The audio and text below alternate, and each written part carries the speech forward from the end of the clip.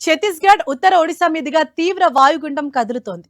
ఇది రాబోయే 24 గంటల్లో ఛత్తీస్గఢ్, మధ్యప్రదేశ్ మీదుగా ప్రయాణించే అవకాశం ఉందని ఏపీ రాష్ట్ర విపత్తుల నిర్వహణ సంస్థ తెలిపింది. దీని ప్రభావంతో ఇవాళ ఏపీలో వాతావరణం మేఘావృతమై ఉంటుందని పేర్కొంది.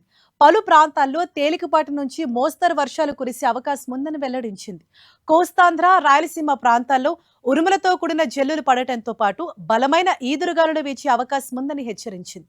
గంటకు 40 నుంచి 50 కిలోమీటర్ల వేగంతో ఈదురుగాలులు వీస్తాయని, ప్రజలంతా అప్రమత్తంగా ఉండాలని సూచించింది.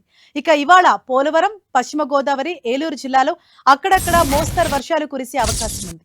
శ్రీకాకుళం, పార్వతీపురం మన్యం, అల్లూరి సీతారామరాజు, కాకినాడ, కోనసీమ, తూర్పుగోదావరి, కృష్ణా, ఎన్టీఆర్, గుంటూరు, బాపట్ల, పల్నాడు జిల్లాలో కొన్ని చోట్ల తేలికపాటి నుంచి మోస్తరు జల్లులు పడతాయని అంచనా వేసింది. మార్కాపురం, నెల్లూరు, శ్రీ సత్యసాయి, వైఎస్ఆర్ కడప జిల్లాలో అక్కడక్కడ తేలికపాటి చినుకులు పడే సూచనలున్నాయని పేర్కొంది. ఇక వర్షం కురిసే సమయంలో కోస్తాంధ్ర, రాయలసీమ జిల్లాలో గంటకు 40 నుంచి 50 కిలోమీటర్ల వేగంతో గాలులు వీచే అవకాశం ఉందని అధికారులు తెలిపారు.